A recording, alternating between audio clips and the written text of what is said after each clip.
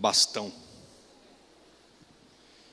As profecias se cumpriram literalmente, tintim por tintim, ipsis literis. E é assim que percebemos uma marca de Deus naquilo que Ele disse. Agora aí, Jesus em sua primeira vinda cumpriu, entre outras, as seguintes profecias. Na aula passada, nós vimos na apostila, estava escrito a Isaías 7,4.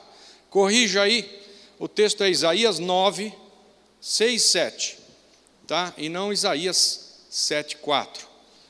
E vamos ler isso aí agora, para ter também esse exemplo de uma profecia da primeira vinda de Cristo que Ele cumpriu cabalmente.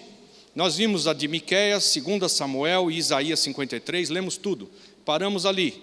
Mas em Isaías 9, 6 e 7, é um texto conhecido. Diz assim, abriram a Bíblia aí?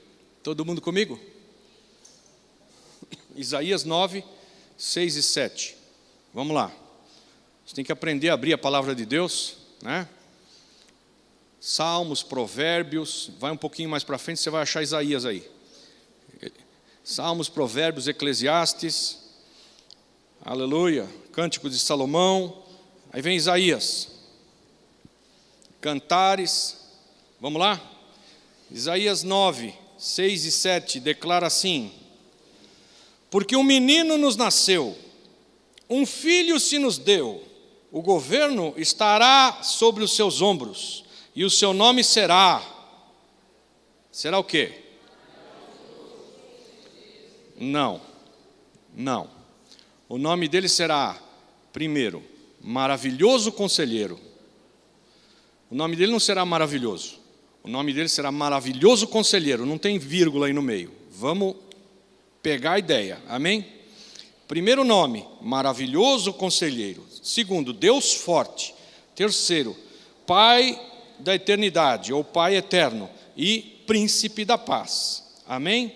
Do aumento do seu governo e da paz não haverá fim, sobre o trono de Davi e no seu reino, para o estabelecer e o fortificar em retidão e em justiça, desde agora e para sempre. O zelo do Senhor dos Exércitos fará isso.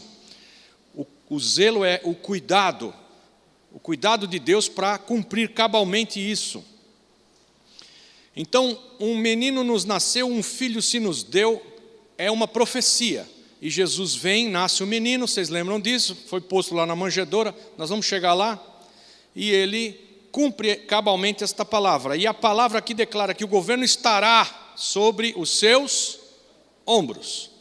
Então, vai aqui um pouco de pimenta para os que são mais velhos. Até aqui a gente está falando um pouquinho da profecia do nascimento do Messias, do Senhor. Mas para você que já está aqui há mais tempo. Jesus é o cabeça, amém? Mas o governo estará sobre os seus ombros. Isso aqui já começa sendo uma profecia de dupla referência. Por quê? Porque o governo vai estar depositado em Jesus Cristo, Ele é o Rei dos Reis. Amém? Mas, onde é que estão os ombros?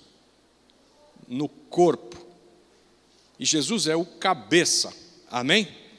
E os ombros estão no corpo. E onde é que está o corpo de Cristo? Levanta a mão aí, aleluia. Eis-me aqui, corpo de Cristo, amém? Então, Ele é o cabeça, e o governo estará sobre os seus ombros. Ele está transferindo a autoridade de governo para o seu corpo na terra. Obras maiores que vocês farão. Ele é o cabeça que controla também os ombros. Ele é o cabeça do corpo. Mas, nesta terra, o governo, a palavra que declara, estará sobre os seus ombros. Efésios 4:11 declara assim, e Ele mesmo deu uns como, olha para mim, apóstolos, outros como profetas, outros como evangelistas, outros como pastores e outros como mestres. Apóstolos, profetas, evangelistas, pastores e mestres são o governo espiritual da igreja.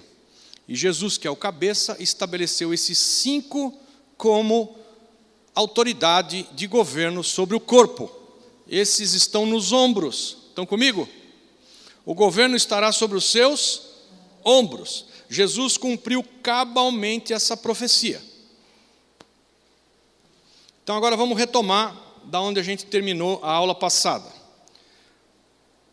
Estamos falando do cumprimento literal, e que a palavra de Deus é literal, e que não passa nenhum tio, uma vírgula da palavra sem que ela toda se cumpra. E o próximo item é: um simples plural é levado em consideração. Então abra lá em Gálatas 3,16. Falei para vocês que 3,16 era sério, né? Amém? Coríntios, vamos lá. Mais Coríntios, Gálatas 3,16.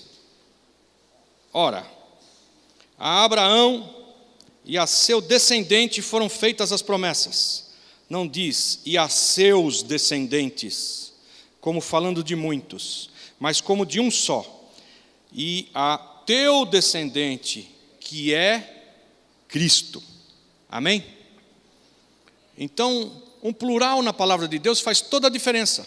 Se dissesse que promessas tinham sido feitas a Abraão e aos seus descendentes, essa promessa chega a Isaac, a Jacó, e aí depois aos 12 patriarcas, e assim por diante aos todos os descendentes de Abraão. Existem promessas para eles, mas aqui a palavra está falando, ora, a Abraão e a seu descendente foram feitas as promessas. Não diz aos seus descendentes, como falando de muitos, mas como de um só, e a teu descendente, que é Cristo. Cristo vem do povo judaico, certo?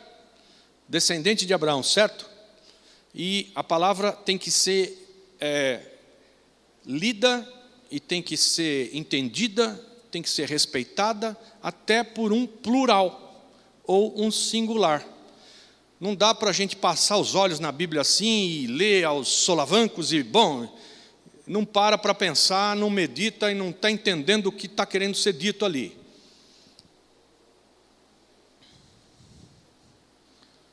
Diga para o teu vizinho, Deus é singular. Diga para ele. Amém? Deus é singular. Né? Quando é para ser plural, você fica esperto que é plural. Quando é singular, é singular. Tem um propósito nisso. Isso aqui foi escrito e traduzido com grande temor e atenção. Os escribas que traduziam a Bíblia só faziam isso. E tinha que, com muito esmero, pegar aqueles símbolos hebraicos e não errar nada, porque se você põe uma torcidinha para o lado, muda o sentido todo. A Bíblia usa figuras e símbolos, mas somente a própria Bíblia tem autoridade para interpretá-los. 1 Coríntios, volta aí um pouquinho, 2 livros. 1 Coríntios 2:13, que diz ali: as quais também falamos, não com palavras ensinadas pela sabedoria humana, mas com palavras ensinadas pelo Espírito Santo, comparando coisas espirituais com espirituais. Então, figuras e símbolos que a Bíblia usa, eles devem ser entendidos, interpretados e desvendados pela própria Bíblia, né? Os símbolos que estão numa linguagem alegórica devem ser entendidos por nós segundo elucidação da própria Bíblia. Por quê? Porque a Bíblia é um livro espiritual. Diga para o teu vizinho, a Bíblia é um livro espiritual. Para entender coisas espirituais, nós temos que ir até a fonte das coisas espirituais. Não dá para a gente ler a Bíblia, um livro espiritual, e querer entendê-la com livros de ciência, porque não vai bater. Quem interpreta a Bíblia é a Bíblia. Vamos entender isso na prática aqui, para você firmar a ideia. Por exemplo, a serpente do Éden, lá em Gênesis 3, vocês lembram? Nós lemos já, né? Ela vai ferir Jesus no calcanhar, mas o descendente da mulher é Jesus, que nasce de Israel, que é a mulher, vai ferir a serpente na cabeça. Amém? Lemos isso, certo? Pois é, aqui, que raio de serpente é essa? Nós temos que entender na palavra que serpente que está sendo sugerida lá no Éden. Então, para interpretar isso, nós vamos ter que ler Apocalipse 12. Apocalipse 12 interpreta qual que é a serpente lá do Éden. Vamos lá? Apocalipse 12, 9. E foi precipitado o grande dragão, a antiga serpente, que se chama o diabo e Satanás, que engana todo mundo. Foi precipitado na terra e os seus anjos foram precipitados com ele. Então, quem que é a serpente? O diabo e Satanás e o dragão, é todo mundo o mesmo. Ele é chamado de diabo, de dragão e de serpente e de Satanás. Estão comigo? Como é que a gente vai entender qual era a serpente que estava no Éden, lendo o resto da Bíblia toda? Porque de repente você vai se dar conta de que Deus explica o que ele estava querendo dizer. Amém? E é preciso que você permita que a Bíblia, que é um livro espiritual, interprete as coisas espirituais que a gente lê. Não é da nossa cabeça. Outro exemplo, veja aí, ó. Estamos lá em Apocalipse, vai para o capítulo 17 aí. Abre a Bíblia, gente, vamos lá. Pega a tua Bíblia aí e abre. Quero você virando página. Aleluia.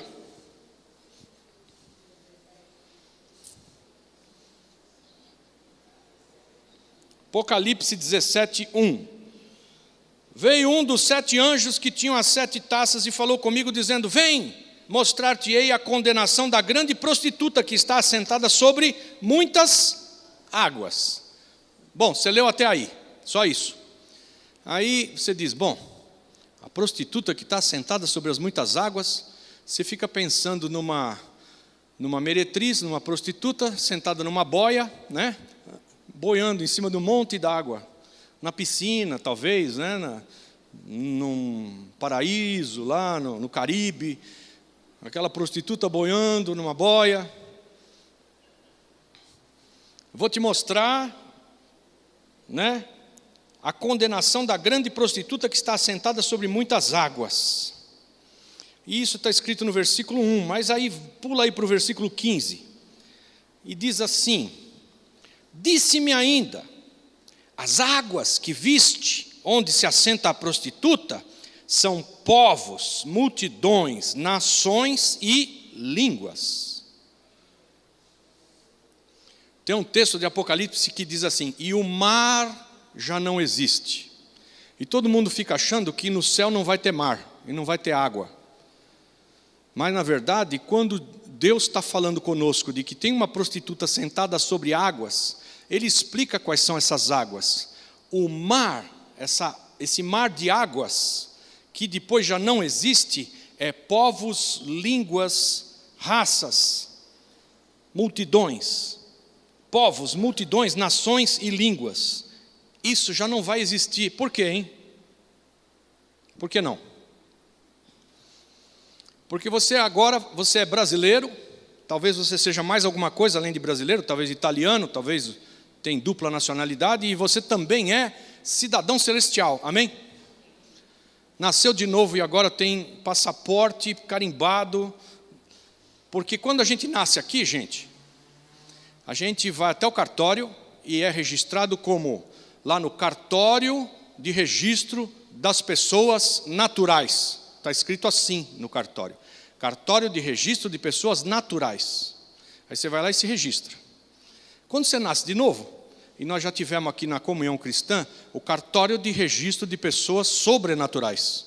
E eu te dava um RG novo, aqui, quando você nascia de novo, ia até ali do lado, pegava lá no cartório de registro de pessoas sobrenaturais, a tua nova cidadania. Nasceu de novo e agora tem uma cidadania nova. Quando a gente chegar lá, no céu, você só vai ter essa cidadania. Não tem mais povos, nem línguas, nem raças, nem nações, nem nada disso. Vai ter um só povo. Então as águas não tem mais. O que são as águas? povos, multidões, nações e línguas. Não tem mais. Dos dois, a palavra declara, Deus fez um só povo. Os judeus que creram em Jesus e nós, os gentios, que creram em Jesus. Presta bem atenção. Deus pegou os judeus que creram em Jesus e nós, os gentios, que creram em Jesus e fez um só povo. Amém? E esse é o povo, e não vai ter outro. Então, quando ele fala que tem uma prostituta sentada nas muitas águas, é uma Babilônia, um comandante mundial que está posto, gerindo nações, línguas, povos. Essas são as águas. E a Bíblia precisa ser autorizada a interpretar a própria Bíblia, para nosso entendimento. Assim ninguém inventa a moda, mas tem gente por aí que não pegou essa aula, e hoje é pastor, viu? E perdeu essa aula, e é pastor, e ele lê isso aqui, e é capaz de fazer um ato profético com água e uma boia, e todo mundo é ensinado desse jeito. É brincadeira, tem. É só você querer interpretar da sua própria telha, que a Bíblia está querendo dizer. Mateus 13, Jesus explica as figuras usadas em suas parábolas. Para facilitar o estudo da palavra para o seu povo, Deus deu os dons de mestre e de ensino. Conforme Efésios 4:11, que eu recitei para vocês, abre lá em Efésios 4:11. Abre lá. Efésios 4:11 é texto obrigatório aqui na comunhão cristã. Você precisa saber esse texto de cor. Jesus está indo para o céu, amém? E ele está subindo, amém? E aí a palavra declara assim, e ele deu é presente de Deus, amém? Deixa eu já explicar isso. Jesus não deu a igreja para o apóstolo. Jesus não deu a igreja para o profeta. Jesus não deu a igreja para o evangelista.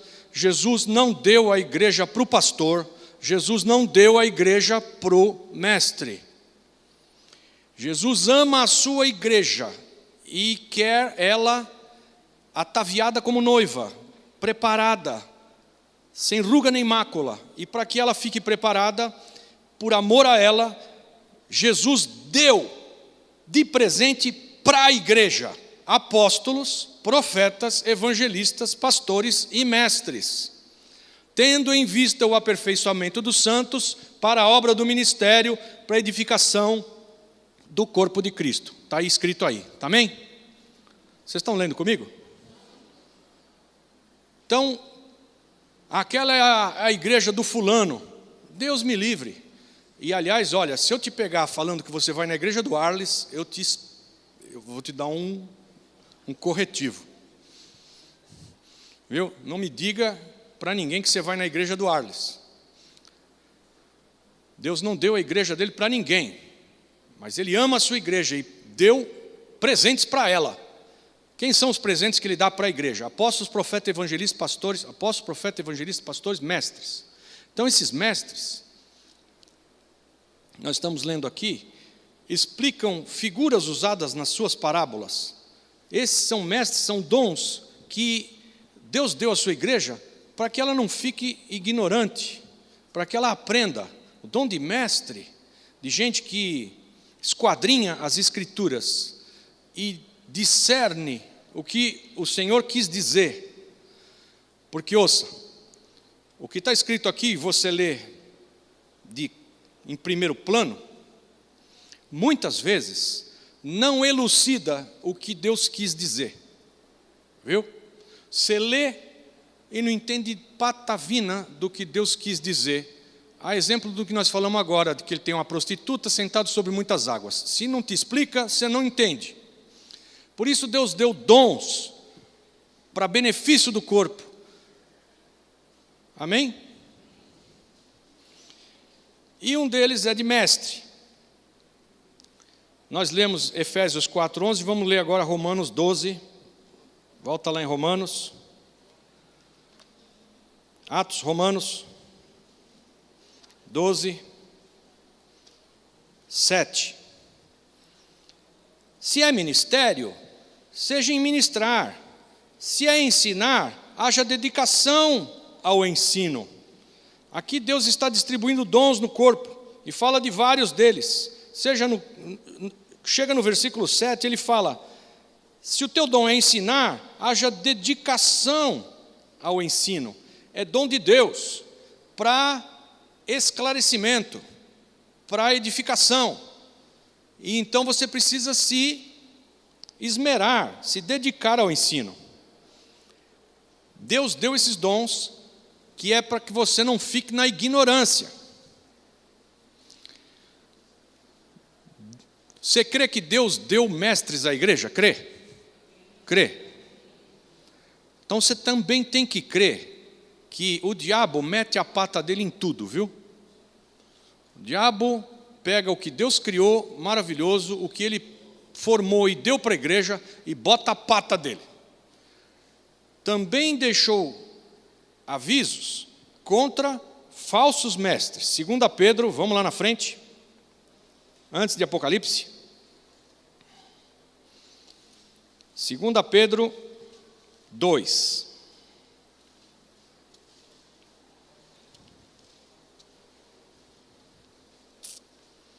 Mas houve também entre o povo falsos profetas, como entre vós haverá falsos mestres, os quais introduzirão encobertamente heresias destruidoras, negando até o Senhor que os resgatou, trazendo sobre si mesmos repentina destruição.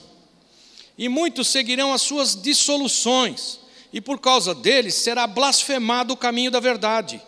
Também movidos pela ganância e com palavras fingidas, eles farão de vós negócio, a condenação dos quais já de largo tempo não tarda e a sua destruição não dormita.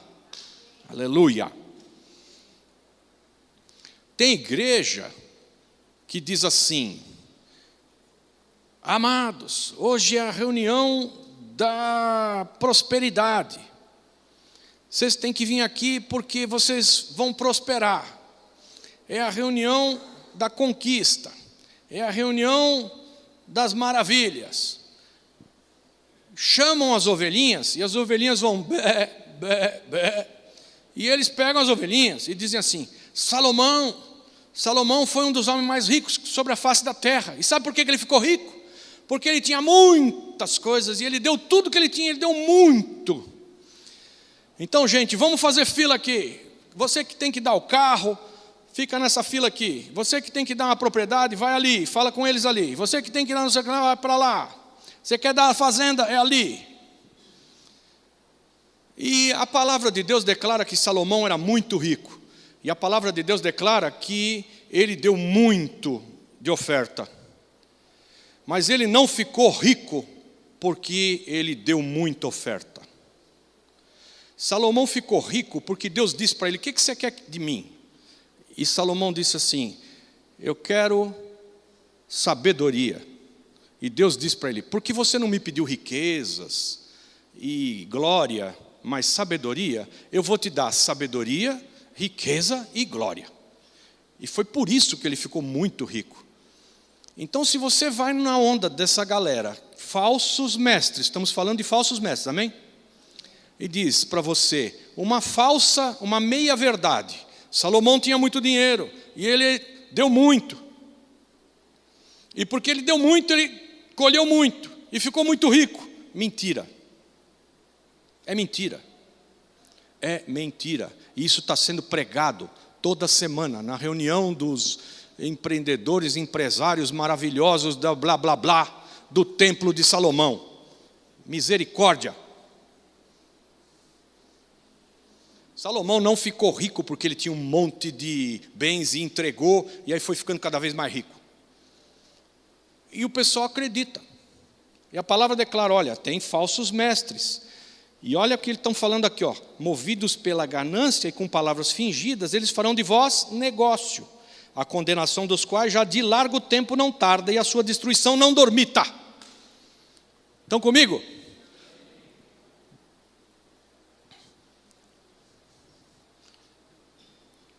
Diga para o teu vizinho aí, crente não é bobo. Não seja trouxa. Não seja tonto. Tem falsos mestres no nosso meio? Tem. Porque tem verdadeiros. E o diabo põe a pata suja dele no rolo. Traz meias verdades para enganar o povo. Nós vamos entrar agora nesse próximo tema aqui, que é a eterna aliança. Antes de entrar nele,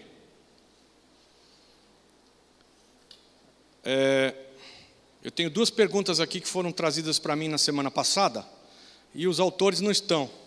A galera aqui de baixo deveriam estar, mas como é perguntas pertinentes ao que vimos, e eu creio que pode esclarecer também a tua vida, eu vou responder porque nós estamos no intuito de responder questões. Vocês têm papel e caneta aí? A caneta é emprestada, viu? Não leva embora. Amém? Você pode deixar ela aí, porque senão você vai colecionando caneta Bic na tua casa e a gente vai ficando sem aqui. Então deixa ela aí. Mas você pode usar a caneta à vontade e pega o papel aí, escreva qualquer tipo de questão que você tenha e me entregue aqui no final da aula, porque nós vamos responder as tuas questões. Seja com autor ou anônima, não tem problema. Mas aqui o Renan, ele colocou assim para mim: quando a Bíblia relata que as bestas feras habitarão aqui, o que é que ela quer dizer? Bestas feras seria anjos caídos ou dinossauros? Lembra que nós falamos na aula passada? Pois é, não tem nenhuma passagem bíblica onde bestas feras vão habitar aqui. Tem passagens bíblicas onde Deus está declarando que Ele vai enviar as bestas feras do campo, que são animais selvagens, que num contexto da história de Israel, que habitava muitas vezes no deserto, e ali ele está falando nessa situação, matavam as pessoas. Tem um texto de Davi, que eu também mencionei a semana passada, abre aí, em 1 Samuel 17, abre aí, 1 Samuel, lá atrás, 17,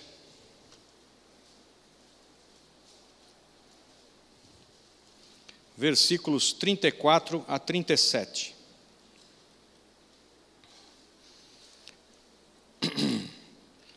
1 Samuel 17, 34. Então disse Davi a Saul: teu servo apacentava as ovelhas de seu pai, e sempre que vinha um leão ou um urso e tomava um cordeiro do rebanho, eu saía após ele e o matava, e lhe o arrancava da boca.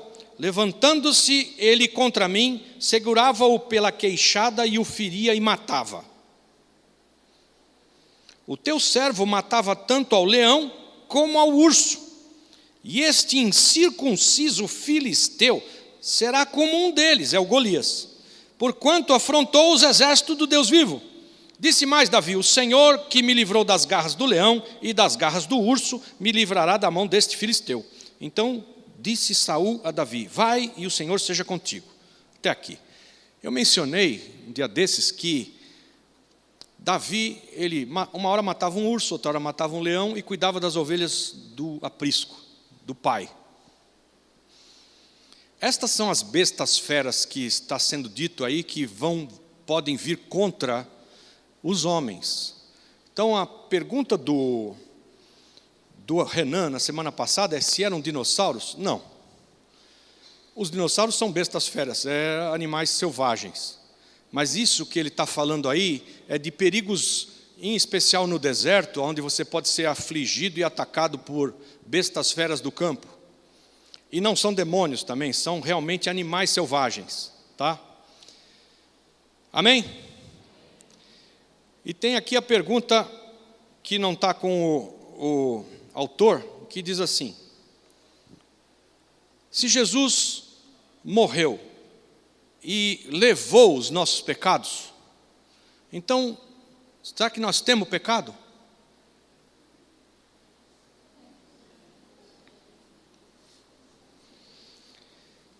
O intuito do nosso curso é que quando alguém te faça uma pergunta dessa, você saiba responder. Amém? Alô? Bom, Jesus, então, a palavra diz, levou os pecados do mundo, né? Cordeiro de Deus que tira os pecados do mundo. Não é isso? E é mesmo. Tirou. Tá, então não tem mais pecado, né? Não temos pecado. Pronto, ele levou os pecados, acabou. Está resolvida essa parada? Está resolvido. Essa é a tua resposta. Viu? Só que assim, escuta só. Isso aqui é um pecado. Isso aqui é pecado.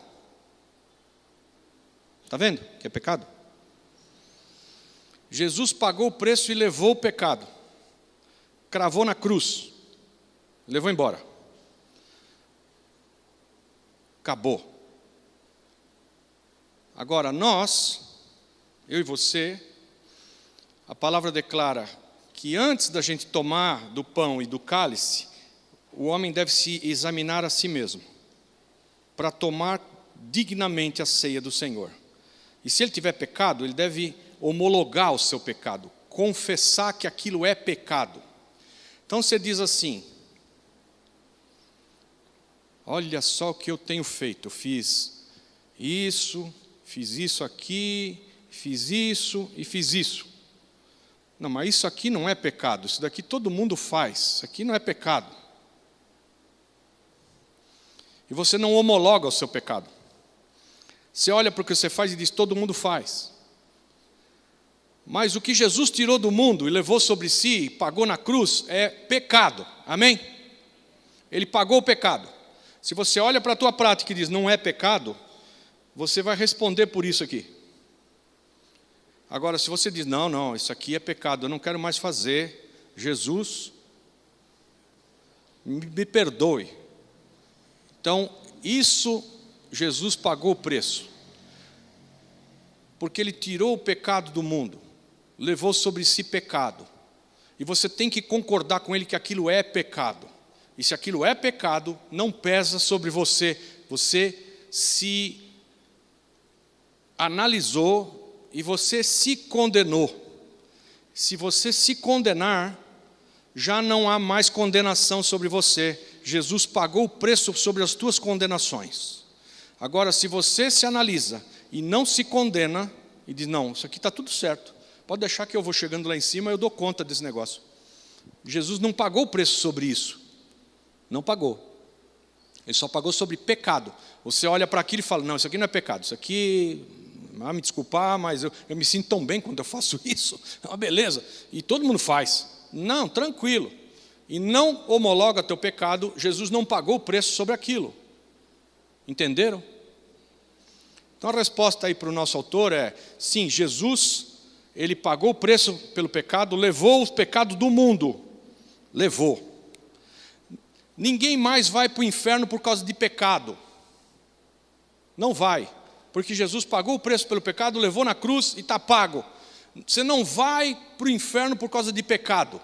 Você vai para o inferno por causa de coisas que você faz e diz que não é pecado. Aí vai. Porque você faz e diz, não, isso aqui é beleza. Tranquilo. Aí você faz convicto. E você vai para o inferno convicto.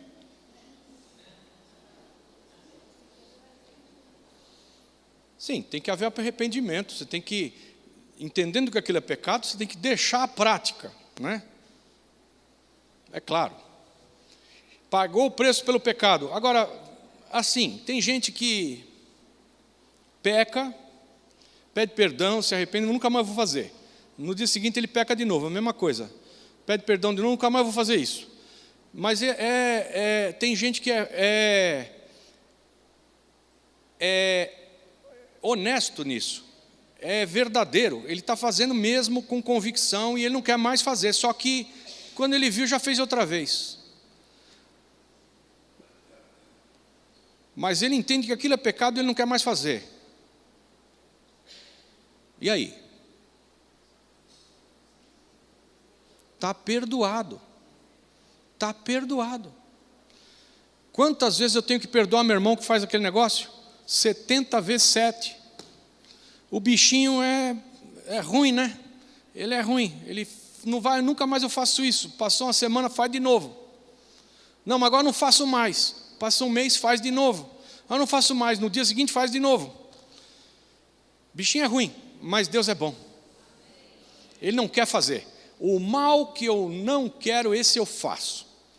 Então, às vezes a pessoa ela é convicta de que aquilo lá está atrapalhando, ela não quer mais fazer, mas cai outra vez. É fraco na fé. Está perdoado, viu? Alô? Porque muitas vezes a gente diz assim, não, esse cara aqui faz, e repete, e faz de novo, não sei o que, não, esse aí não. Não. Me desculpa, mas não dá para... Está fora, esse está fora do time. Manda ele para o inferno. Não é assim. Amém? Vamos falar então agora sobre a eterna aliança. Próximo tema do nosso estudo. O que é uma aliança? Quem tem uma aí no dedo? Uma aliança. Aliança é um pacto, um compromisso assumido entre duas partes. Gálatas 3,15 declara assim: irmãos, como homem falo, um testamento, embora de homem, uma vez confirmado, ninguém o anula, nem lhe acrescenta coisa alguma. Até o de homem. Aliança é um pacto inquebrável, não pode ser anulado. Com Deus nós fazemos uma aliança que é eterna. Agora, como nós vimos, Deus está fora do tempo. Deus realizou esta aliança fora do tempo. E está colocando no tempo. Vamos fazer um desenho aqui para a gente entender. Eu já fiz isso da outra vez, mas não tinha o flip chart aqui. Então vamos entender uma coisa aqui, ó. Imagina Deus está aqui em cima de olho.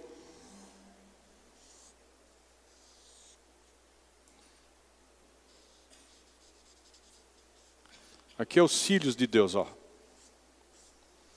Está olhando. Está olhando para cá. Estão comigo? E para Deus, que está fora do tempo, Ele olha e vê tudo. Para Deus está tudo aqui, ó. Tudo. Ele está fora do tempo e enxerga e vê tudo. O passado, o presente, o futuro, para Deus é um pontinho. Está vendo tudo. Por amor de nós, para que as coisas não acontecessem todas ao mesmo tempo, e porque nós somos seres limitados, Ele criou o tempo. E esticou isso aqui para cá, e isso aqui para cá. E Deus está olhando aqui e vê... Ele enxerga tudo. Ele enxerga isto aqui, e enxerga antes disso aqui e depois disso aqui. Para ser didático, muitas vezes a gente chama isso daqui de eternidade passada.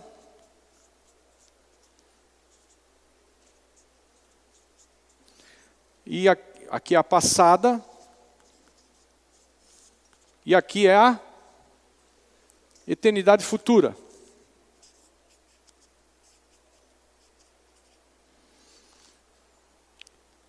Mas para Deus não existe eternidade passada nem eternidade futura, porque na verdade a eternidade é a eternidade, amém?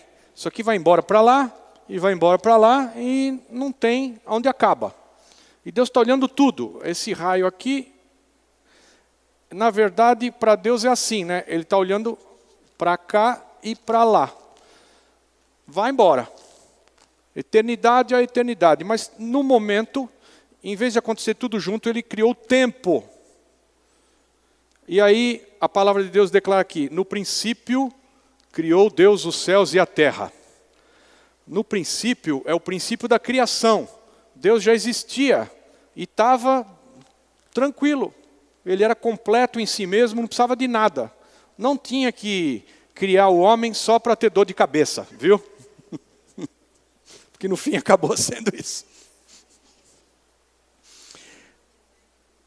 No princípio, criou Deus os céus e a terra. Amém? Quem é o princípio? Jesus declara, eu sou o princípio e o fim. O alfa e o ômega, o princípio e o fim. No princípio, criou Deus os céus e a terra. Aí começa a contagem de tempo. Quem é o princípio? Jesus. Em Jesus, criou Deus os céus e a terra. Porque a palavra declara que nada do que foi feito se fez, tudo foi feito por Ele e para Ele. Ele é o princípio, Jesus. Amém? No princípio da contagem de tempo, ou em Jesus, criou Deus os céus e a terra. Aí quando a gente for, daqui mais 1 ano, 2 ou 3, que a gente estiver terminando esse negócio, porque eu estou na página 2 ainda, amém? Lá no fim, Deus vai falar assim, e vi novos céus e nova terra. Está lá no final. As coisas velhas já passaram e tudo se fez novo. Novos céus. Sabe esses bilhões, de zilhões, de quadrilhões, de quintilhões, de sextilhões, de gilhões de anos-luz que o homem já conseguiu medir, de universo com zilhões, de bilhões, de trilhões de galáxias? Esse é o céu. Deus vai fazer novos céus e nova terra. E as coisas velhas passaram. Todos esses planetas que a gente conhece aí, todo esse monte de universo, a tralha toda. E Ele vai fazer tudo novo.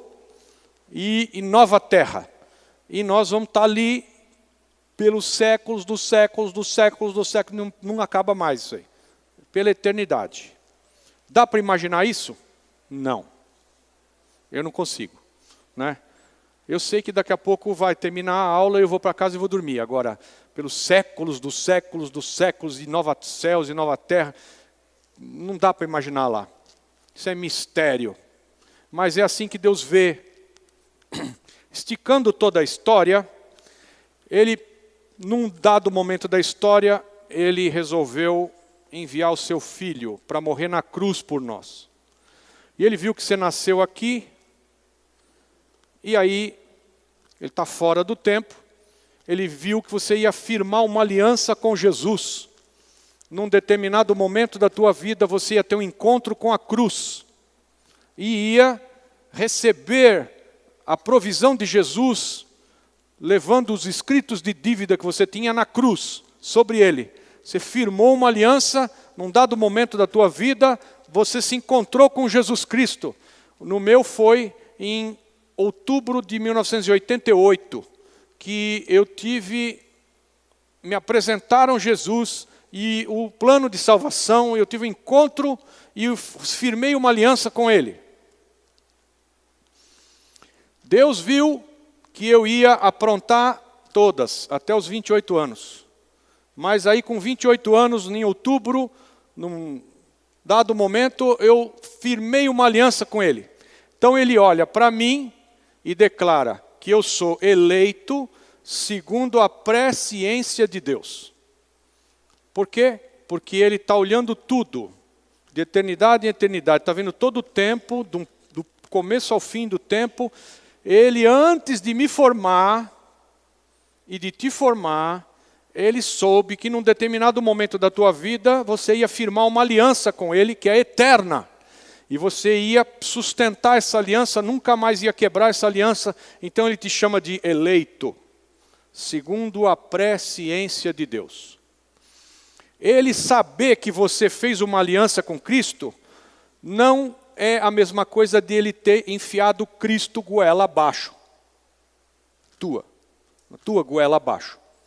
Porque Ele te fez com livre arbítrio, para você decidir. E Ele fez Cristo e fez uma jaca. E falou, o meu filho tem o livre arbítrio, a vontade nele para escolher entre enfiar o pé na jaca e escolher fazer uma aliança com o meu filho. E se você faz a aliança com Ele, Ele de antemão, desde antes da fundação, já te chama de eleito. Por causa do olho dele que está fora do tempo, já viu tudo acontecer. Ele olha e vê tudo num pontinho. E esticou isso no tempo para meu benefício, para teu benefício. Entenderam? Fica mais fácil de entender assim? Pois é, ele está fora do tempo, é eterno, como está lá na apostila. Essa aliança é o plano gerado na graça e no amor de Deus para salvar o homem que ia pecar. O homem ia pecar. Ele está falando lá antes de pecar. Ele está conversando no projeto e vendo que o homem ia pecar. Então tem substituição para esse pecado, tem o pagamento do pecado providenciado já antes. É o oferecimento de Jesus Cristo para se encarnar, tomando o lugar do homem pecador e morrendo em seu lugar. Esse oferecimento foi feito antes da fundação do mundo, como nós lemos lá, abra lá, Salmo 40, versículos 6 até 8. Salmo 40, diz assim: sacrifício e oferta não desejas, abriste-me os ouvidos, holocausto e oferta de expiação pelo pecado não reclamaste. Então disse eu, eis aqui venho, no rolo do livro está escrito a meu respeito. Deleito-me em fazer a tua vontade, ó Deus meu. Sim, a tua lei está dentro do meu coração. É Jesus falando aqui. Tá? Esse é um salmo de Davi. É uma profecia de dupla referência. Se aplica a Davi, mas a gente percebe que é o Deus Filho, o Cristo, falando para Deus. Eu vou lá, no lugar deles. É antes da fundação do mundo, ele se apresenta e declara, e ele diz, então eu disse, eis que venho, no rolo do livro está escrito a meu respeito. É a respeito da cruz de Cristo. Amém? Agora, para ficar mais claro sobre Deus não estar no tempo, vai aí mais para frente, você está nos Salmos, vamos em Isaías. E vamos ver alguns textos aqui. Isaías 42, versículo 9. 42, 9, diz assim: eis que as primeiras coisas já se realizaram, e novas coisas eu vos anuncio. Antes que venham à luz, vô-las faço ouvir. Por que é que ele pode falar desse jeito? Antes, ele já nos faz ouvir. Antes que venham à luz, vô-las faço ouvir. Por que que ele pode dizer isso?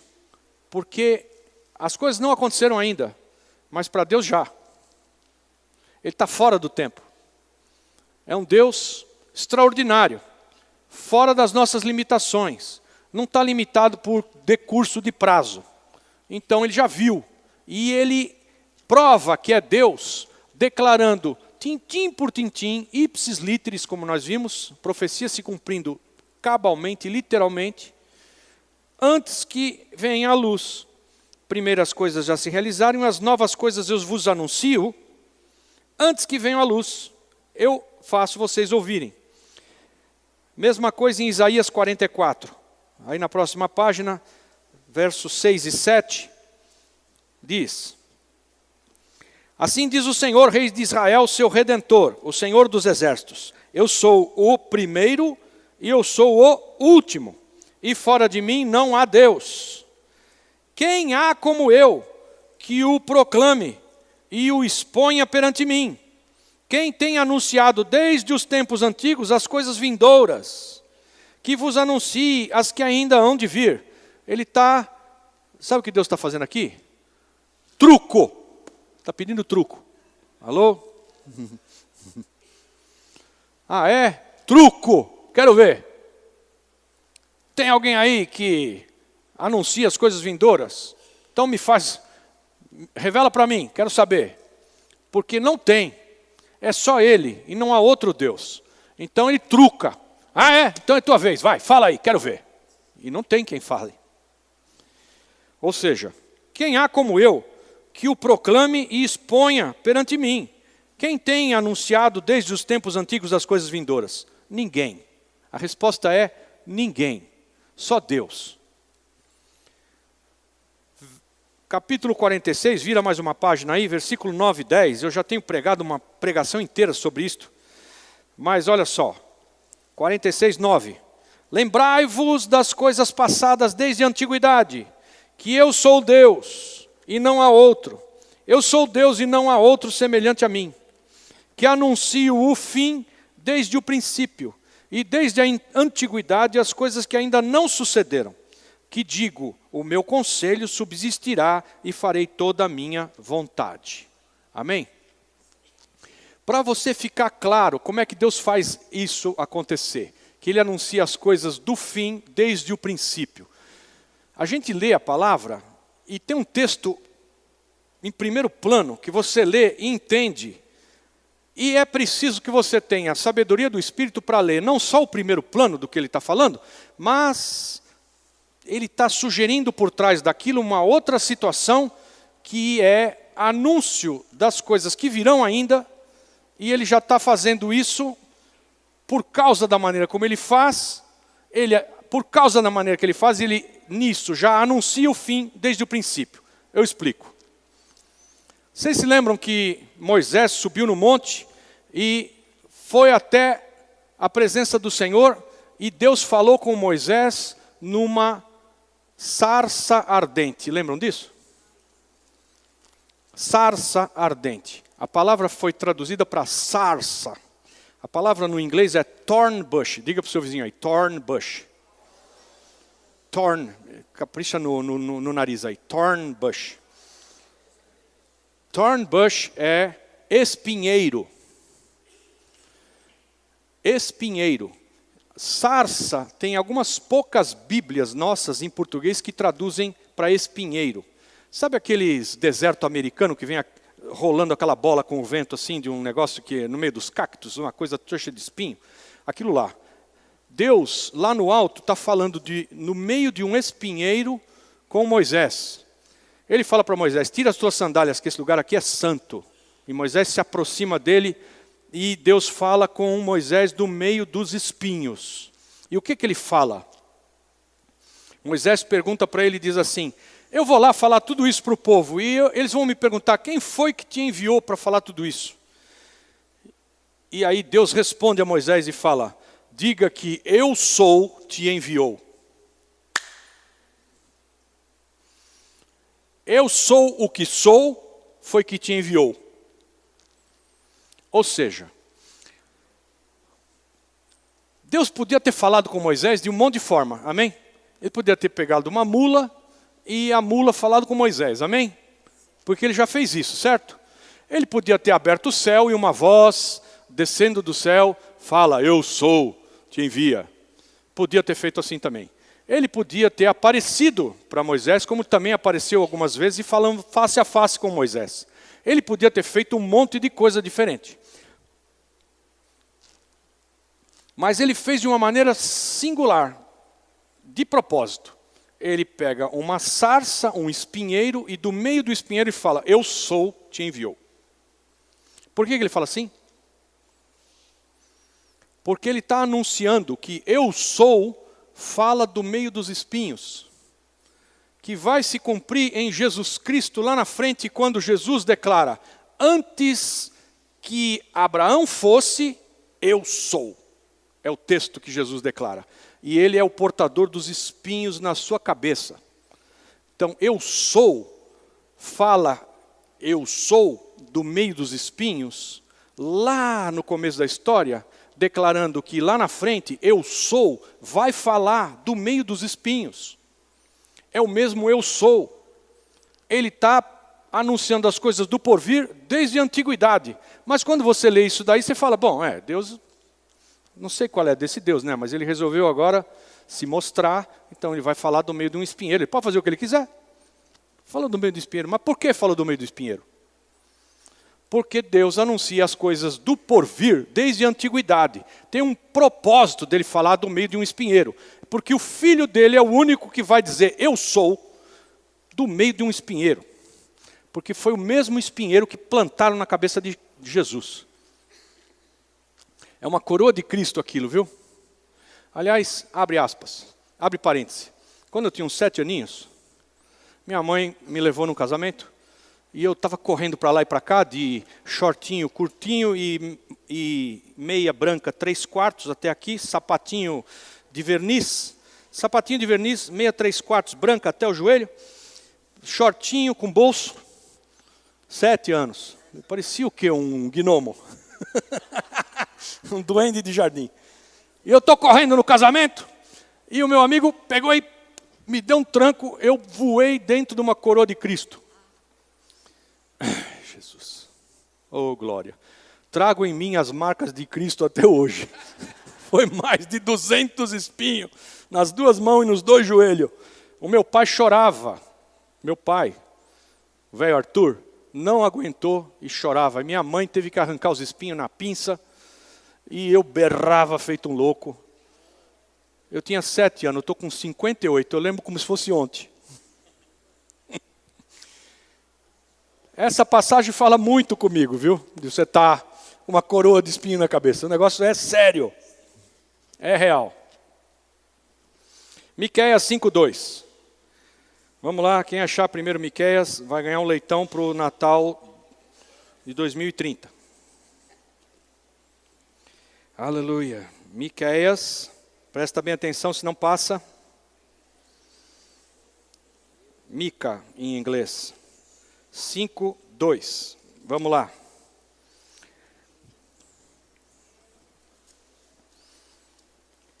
Mas tu, Belém Efrata, posto que pequena para estar entre as milhares de Judá, de ti é que me sairá aquele que há de reinar em Israel, e cujas saídas são desde os tempos antigos, desde os dias da eternidade.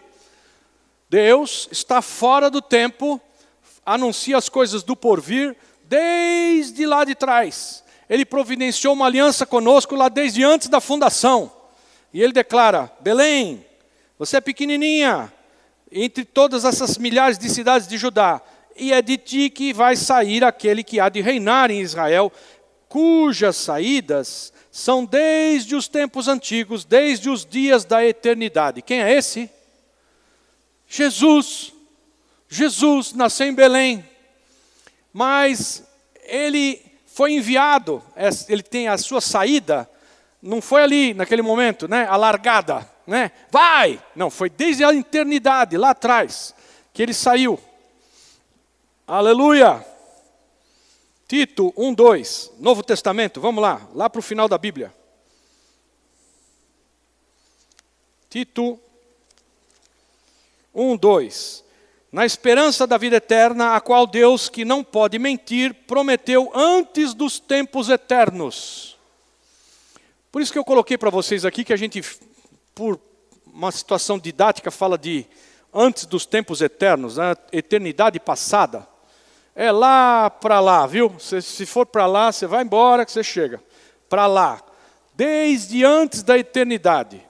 Então, vida eterna, Deus, que não mente, prometeu antes dos tempos eternos.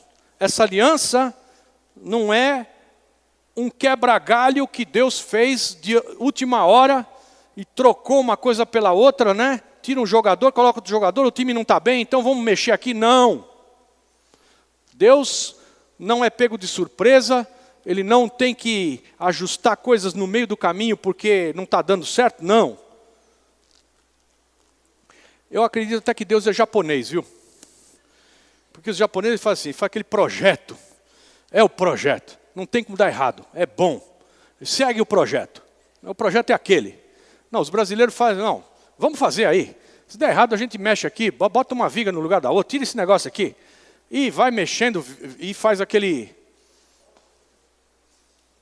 trapo, né? Que vocês veem como é que é o nosso viaduto, né?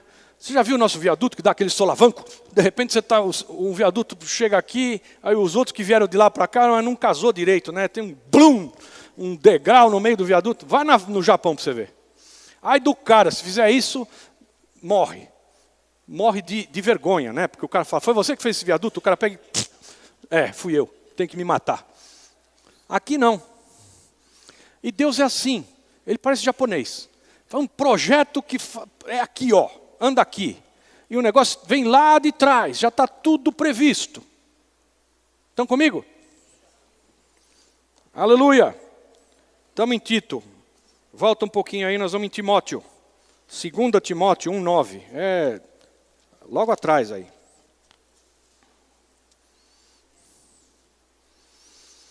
Que nos salvou e chamou com uma santa convocação, não segundo as nossas obras, mas segundo o seu próprio propósito e a graça que nos foi dada em Cristo Jesus antes dos tempos eternos.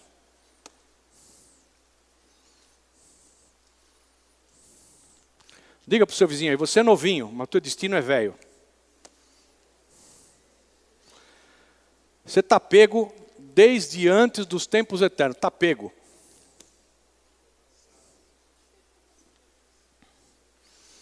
Primeira Coríntios 2:7. Um pouquinho para trás. 1 Coríntios 2:7. Mas falamos a sabedoria de Deus em mistério, que esteve oculta, a qual Deus pré-ordenou antes dos séculos para a nossa glória. Deus está fora do tempo, ordenou todas as coisas antes de começar a contar o tempo. Hebreus 10, vamos lá, voando. Hebreus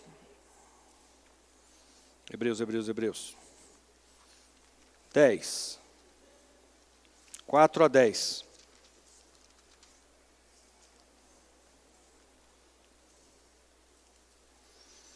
Porque é impossível que o sangue de touros e de bodes tire pecados. Pelo que entrando no mundo diz, sacrifício e oferta não quiseste, mas um corpo me preparaste. Lembra do Salmo 40 que nós lemos? É isso aqui outra vez, ó. Está baseado ali, né? Sacrifício e oferta não quiseste, mas um corpo me preparaste. Não te deleitaste em holocaustos e oblações pelo pecado. Então eu disse, eis-me aqui, no rol do livro está escrito de mim, para fazer, ó Deus, a tua vontade. Tendo dito acima, sacrifícios e ofertas de holocaustos e oblações pelo pecado não quiseste, nem neles te deleitaste, os quais se oferecem segundo a lei, agora disse, eis-me aqui para fazer a tua vontade. Ele tira o primeiro para estabelecer o segundo. É nessa vontade dele que temos sido santificados pela oferta do corpo de Jesus Cristo, feita uma vez para sempre. Amém? Jesus, que já lá no Salmo declara, deixa que eu vou, não é com ofertas e oblações e derramamento de sangue de touros ou de bodes que não tiram pecado. Deus não topou, não é assim que se faz. Jesus se oferece e é Ele que vem, e é Ele quem se deixa matar por nós. Nisso é que nós temos sido santificados pela oferta do corpo de Jesus Cristo, que agora vale para sempre. Amém? Amém? Glória. Isso alinhava a aliança que Deus estabeleceu conosco, para que nós estejamos firmados nele, a aliança eterna que já foi providenciada desde a eternidade, para que um dia eu e você alcançássemos em Cristo Jesus a nossa salvação. Agora eu quero entrar em eras e épocas. Vamos até o final dessa página 3 aqui, se Deus quiser. Eras e épocas. Estamos vindo numa linha do tempo.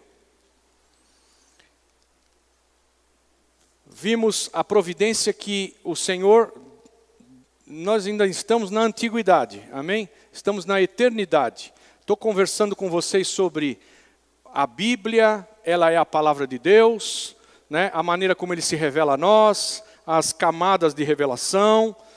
A gente vem falando sobre a aliança, mas agora nós estamos chegando perto de estudar o começo dos tempos. E vamos entrar em criação.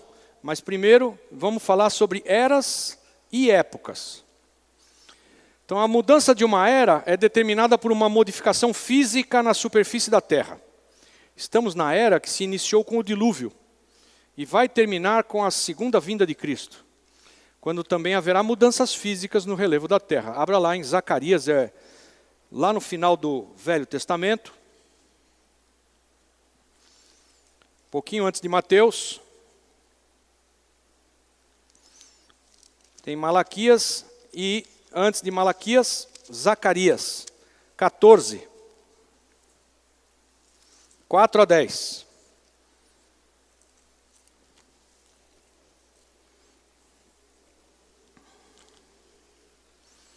Ele está falando que nós estamos vivendo uma era que começou com o dilúvio. Daqui a pouco nós vamos ver a aliança com Noé e nós vamos falar um pouco de dilúvio. Mas, por enquanto, eu quero só citar que é uma era que começa desse momento do dilúvio e vai sem modificações na superfície da terra até Jesus. Até quando Jesus voltar. Quando acontecer a segunda vinda de Cristo, quando Jesus voltar. Amém? Desde os tempos de Noé, passando pela primeira vinda de Cristo e até os nossos dias, a superfície da terra não mudou. Estão comigo? Daí,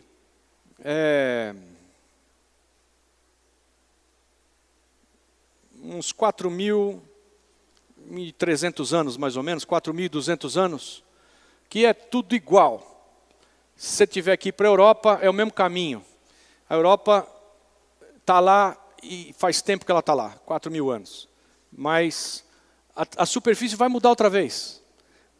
Do dilúvio para cá, não mudou mais. Você quer ir para a Europa? Porque antigamente, para você ir para a Europa, você ia a pé enxuto. Era tudo junto.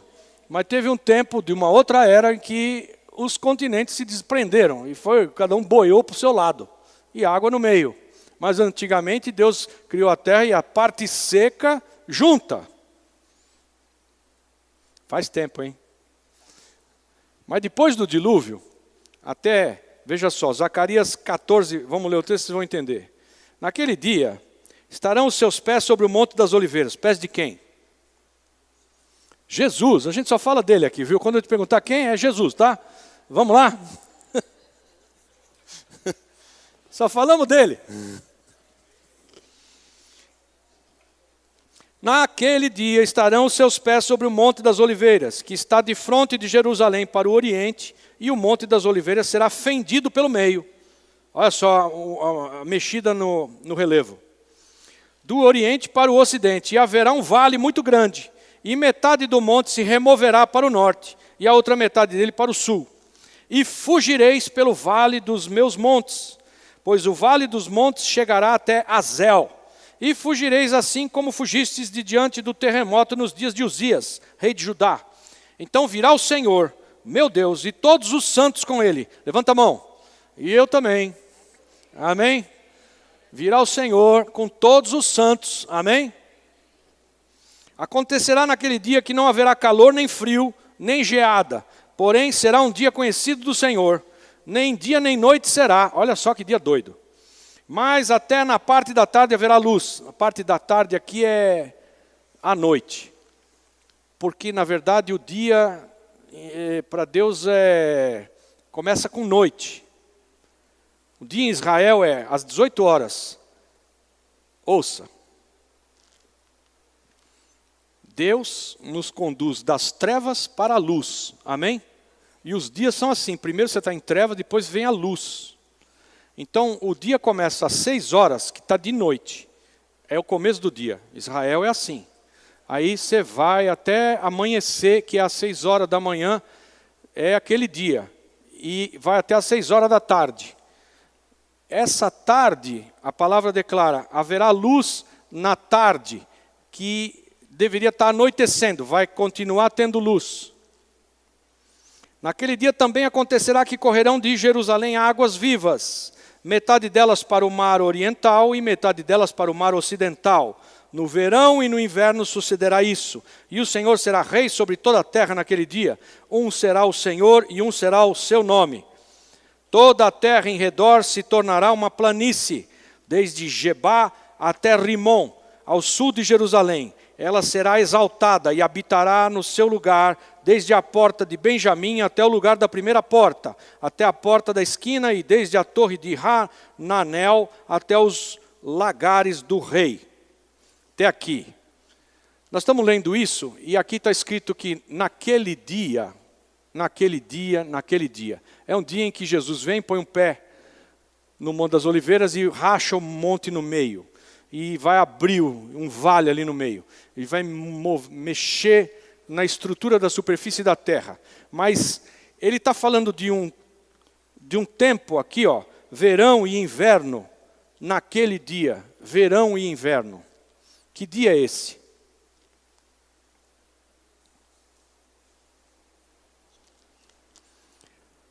Porque de Adão até Abraão, de Adão a Adão, até Abraão, 2 dias, 2000 anos. De Abraão até Jesus, 2 dias, 2000 anos. De Jesus até o Cristo, eu vou escrever desse jeito, 2 dias, 2000 anos. E depois de Cristo, tem mais um dia, 1000 anos. Reino do Messias. Reino de Cristo.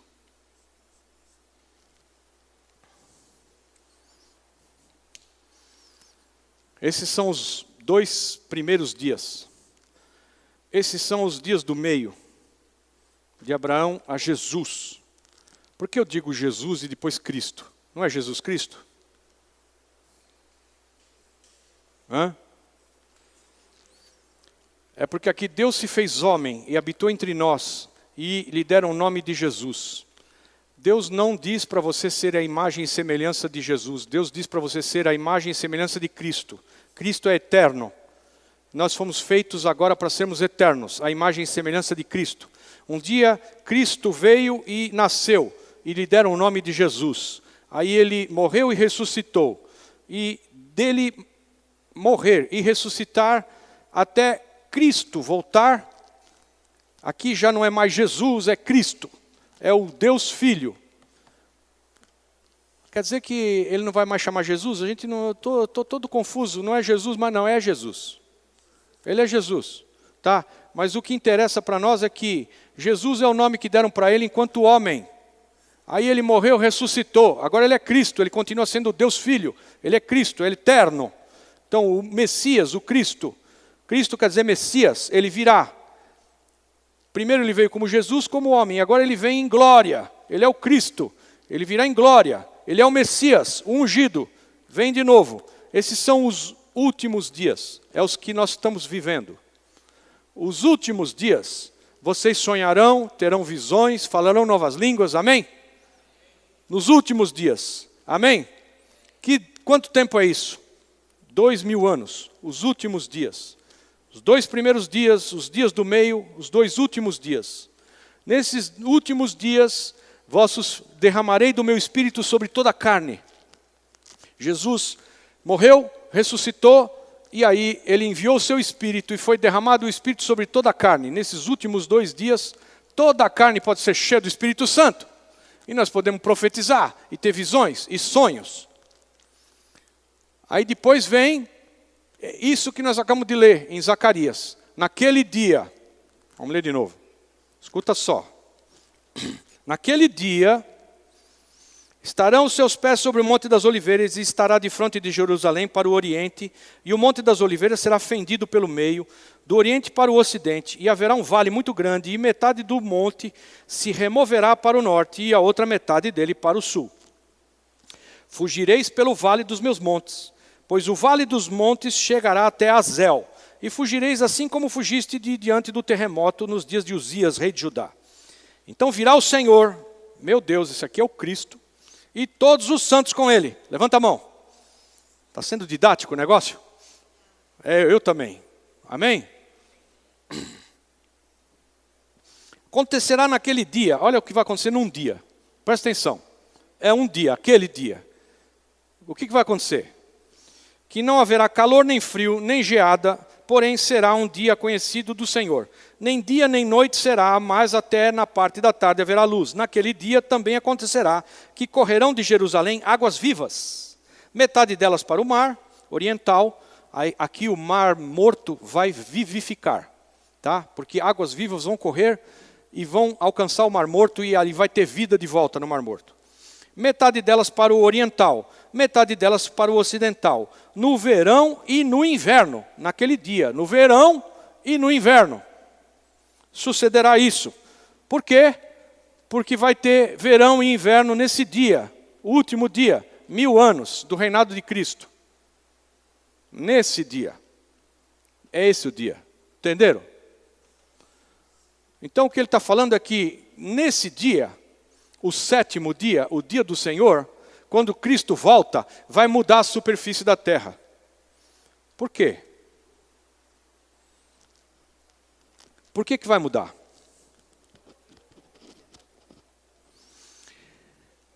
Vai mudar pelo seguinte: Cristo, ele foi para a casa do Pai, preparar lugar para nós. E aí ele vai vir para casar conosco. E numa boda, o noivo contrata o casamento com o noivo contrata o casamento com a noiva. Aí ele se aparta, assina, pega o dote, se aparta e vai para a casa do pai. E ele tem 2 coisas para fazer.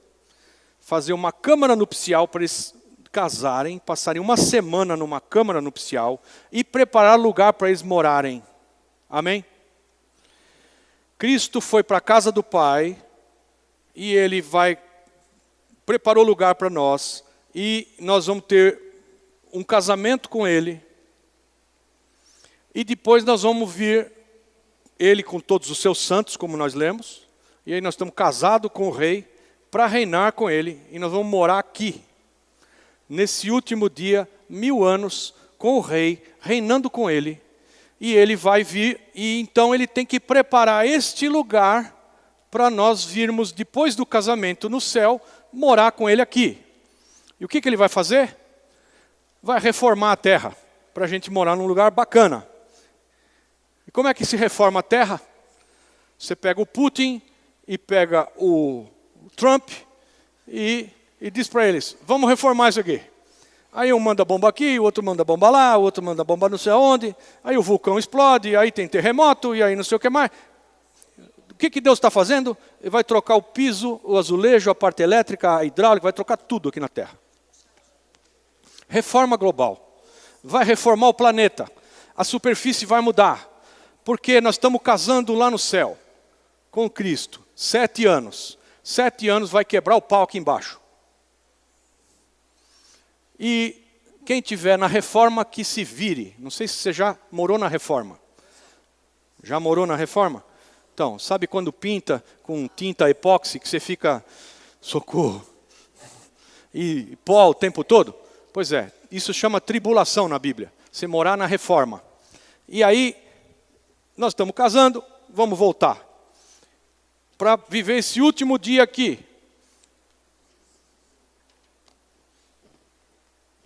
A superfície da terra vai mudar. É outra era.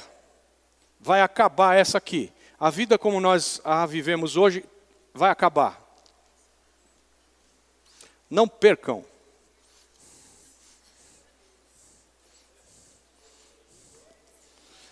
Quando? Daqui mais 1 ano e meio, quando a gente chegar no Apocalipse, eu vou te dizer quando. Para hoje, não querendo assustar ninguém, nem te trazer falsas expectativas, quem sabe em abril agora, amém? De repente a coisa já muda e a gente vai para o casamento. Porque o Trump e o Putin, eles estão puxando briga. para começar a reforma. Viu? Tem bomba atômica para todo lado aí sendo pronunciada. O negócio está crítico. Crítico, crítico. Eu leio isso toda hora. Israel está na iminência de atacar a base iraniana na Síria, que é circundada de aviões russos. É um negócio maluco, maluco de pedra. Daqui a pouco vocês vão ter notícia disso. Terminando aí. É 10 horas? Não, mas a página 3 ainda vai muito aqui. Não está bom esse negócio. Só isso aqui, vai. Ezequiel 47. Vamos lá. Volta um pouquinho aí.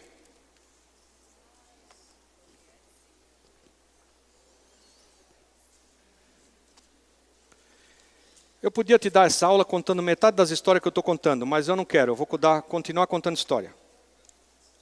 Você que me aguente. Ezequiel 47, 8 e 9. Então me disse, estas águas saem para a região oriental e descendo pela Arabá, entrarão no Mar Morto. Viu que eu te falei aqui, ó?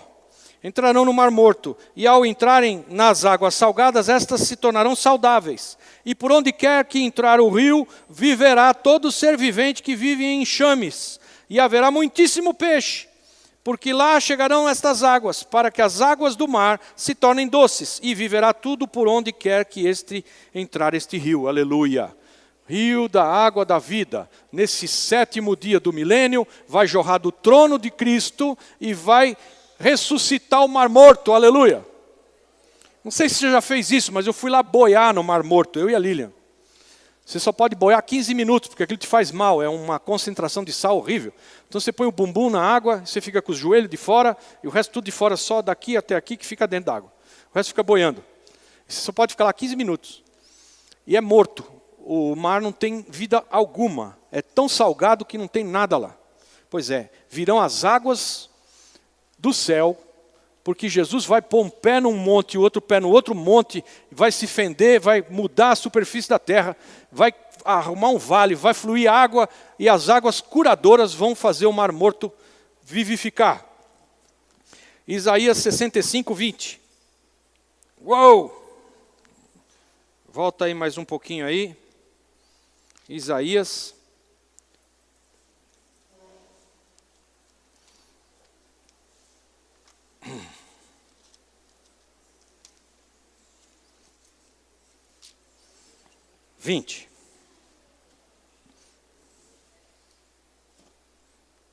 Ele está falando desse dia aqui, ó, milênio de Cristo, o dia de 1000 anos, o reinado milenar de Jesus, está para começar. Isaías 65, 20, olha só. Não haverá mais nela criança de poucos dias, nem velho que não tenha cumprido os seus dias. Porque o menino morrerá aos 100 anos, mas o pecador de 100 anos será amaldiçoado. E eles edificarão casas e habitarão nelas, plantarão vinhas e comerão o fruto delas. Não edificarão para que outros habitem, não plantarão para que outros comam, porque os dias do meu povo serão como os dias da árvore, e os meus escolhidos gozarão por longo tempo das obras das suas mãos. Não trabalharão debalde, nem terão filhos para calamidade, porque serão a descendência dos benditos do Senhor, e os seus descendentes estarão com eles.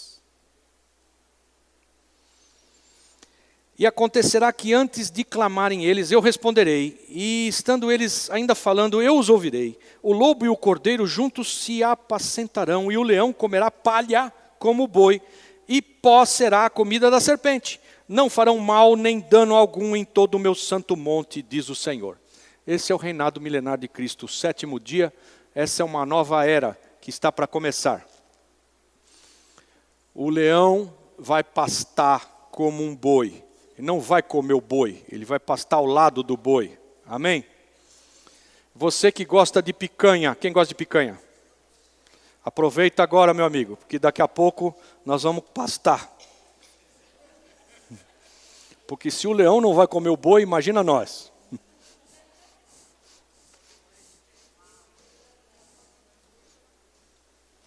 Na verdade, você não precisa ficar intrigado com isso, porque se você quiser, você come, se não quiser, não come. Amém? Estamos tranquilos. Não vai ficar com guerra, nem tenho que levantar de madrugada para poder comer, não. Corpo glorioso de Cristo come se quiser, senão não come. Isso é uma maravilha, né?